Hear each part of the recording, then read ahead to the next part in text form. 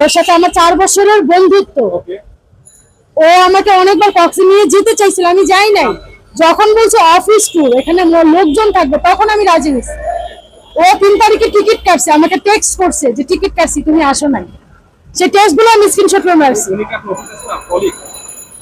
আমি জব করি না ভাইয়া, আমি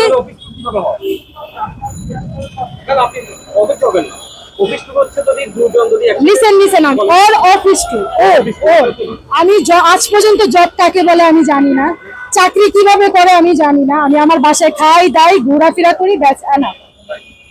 আমি ছোট থেকে বড় হয়েছি উত্তরাতে, ওর সাথে পরিচয় হচ্ছে উত্তরা কফি শপে, আমাদের এলাকার ছোটখাটো চা খাইতে খাইতে আমাদের পরিচয়। তারপর থেকে 4 বছর ধরে পরিচয়।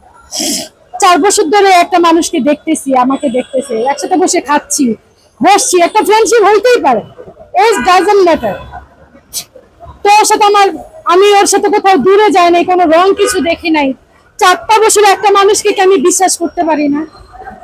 যখন বলছে অফিস ট্যুর, ওদের অফিস ট্যুর অনেক মানুষ যাবে, ছেলে মেয়ে যারা আছে সবাই যাবে, সেখানে আমি রাজি হয়েছি, বিশ্বাস করে আমি গেছি। যাওয়ার পরে হয়তো অফিসের গাড়িটা আমি দেখি নাই, কিন্তু ওর কলিগ একজন ছিল, তার ওয়াইফ ছিল। যখন আমি দেখছি যে এখানে 4 জন আছে আর বাকিজন বাসে চলে গেছে, তখন আমি ওর সাথে যাইতে আমি বাধ্য গেছি। হ্যাঁ, মানে ওর কলিগের ওয়াইফ। হ্যাঁ, কলিগের ওয়াইফ ছিল, কলিগ ছিল, আরও ছিল। সেখানে আমি এক্সট্রা ছিলাম, আমাকে নিয়ে গেছে। তারপর যেহেতু সবকিছু বললাম, আমি থানায় গেছি, থানায় আমার মামলাটা নেয় নাই। যখন মামলাটা নেয় না, আমি চলে আসছি। আসার পরেও আমাকে বলতেছে মামলা টামলা করার কিছু দরকার নাই, আমরা চলো আবার আমরা এক হয়ে যাই, আমরা আবার চলো। তারপরে ওর কথা বিশ্বাস করে আমি বলছি আমার তো রুম নাই, আমি ওটা তোমার সাথে ঝগড়া হওয়ার পরে বাড়িওয়ালা আমাকে না করে দিছে, আমরা বাইর হয়ে গেছি। তোমার বাসায় পাঠাই দিয়ে আমি এখান থেকে সবকিছু বিক্রি করে দিয়ে চলে আসছি। আমরা একটা নতুন রুম না, ওখানে আমরা বিয়ে করে তারপরে থাকবো, আমরা ওকে ফাইন। তারপর থেকে আবার আমাদের কথাবার্তা চলতেছে, দেখা সাক্ষাৎ চলতেছে। ওরা আমি যতবারই বিয়ের কথা বলি, ও খালি ছুতাই দেখাইতেছে, রুমের ছুতা, রুমটা নিয়ে নেই এইটা। তারপর আমি অসুস্থ হয়ে পড়ছিলাম, 2 মাস আমি ভাইরাস জ্বরে ভুগছি, আমার প্রেসক্রিপশন সব বাসায় ছিল। এই 2 মাসের ভিতরে আমি কিচ্ছু করতে পারিনি, আমি বেরোইতেও পারিনি, আমার ভাইরাস জ্বর। আমি ডাক্তারের টেস্ট এই টেস্ট করতে করতে আমার 2টা মাস পার হয়ে গেছে। তারপরে ওর সাথে আমার ফোনে কথা হইতেছে, হাই হ্যালো এগুলো হইতেছে। আর আমাদের এলাকায় আসে, আমার সাথে খাওয়া দাওয়া করে, লাঞ্চ করে আবার চলে যায়, আসে খাওয়া দাওয়া করে লাঞ্চ করে চলে যায়।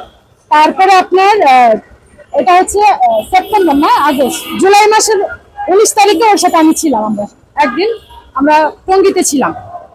তারপরে ওরা আমি বিয়ের কথা বলি, ও এড়াই যায়। তারপর আমি বলছি যে আমি মামলা করব, আমার কাছে যতটুকু প্রুফ আছে আমি এগুলো নিয়ে মামলা করবো। এখানে একটা চিল্লাচিল্লি হয়, ও তলে তলে একটা লোক ভয় করে আমাকে মারার জন্য।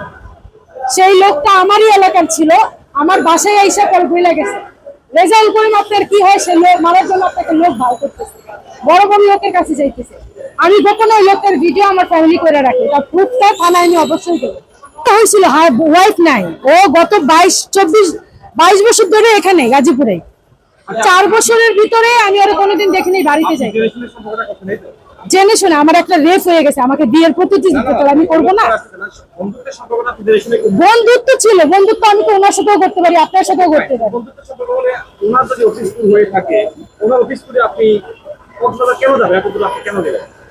4 বছরে আমার অনেক বলছে, আমি যাইনি। অফিস ট্যুর অনেকজন থাকবে, গেছি। হ্যাঁ, আমি স্বেচ্ছায় গেছি। আমি অবশ্যই যেতে পারি, আপনারা যাই বলেন। আমি কি একটা মানুষকে 4 বছর বিশ্বাস করতে পারি না? কেউ যদি বলে তুমি যে সরকার বসছে, এই সরকারকে আমি বিশ্বাস করবো না?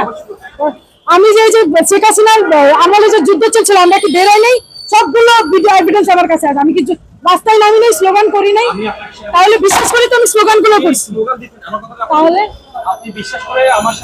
আমি বিশ্বাস করে গেছি, আপনি সেটা রং করবেন কেন?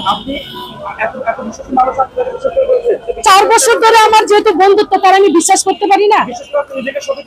আমি ছপে দেবো কেন? আমি তো ছিলাম। আমি দেবো না, ও বাদ দেন, হয়েছে আপনার হয়েছে, আমি আর দেবো না। আর কিছু বলবেন? আমার কাছে সম্পূর্ণ এভিডেন্স আছে, আমি তো মিথ্যা কথা বলি নাই। ওর সাথে আমি কক্সবাজার গেছি, বিদায়ী তো কাজটা করছে, তাই না? তাহলে এটা তো আমার ফার্স্ট টাইম না, এটা আমার সেকেন্ড টাইম। ফার্স্ট আমি এগুলো কথাগুলো বলি নাই। যখন দেখছি যে হ্যাঁ আমি কোনো উপায় পাইতেছি না, আমার মার্ডার করছে, মার্ডার করার জন্য লোক ভাও করছে, আমার বাচ্চাটা নষ্ট করার করছে, আমাকে এটা করছে, সবকিছু আমি তুলে এখন ধরছি, আগে ধরি নাই। আগের এভিডেন্স গুলো দেখাবো, আমি বলছি আমার হাজবেন্ড আমার যে রেপ করছে আমি বলি না। এখন কেন আসছি, কেন আসছে? যেই লোকটা আমাকে মারার জন্য লোক ভাও করে, তাহলে কি আমি সত্য কথাটা বলবো না?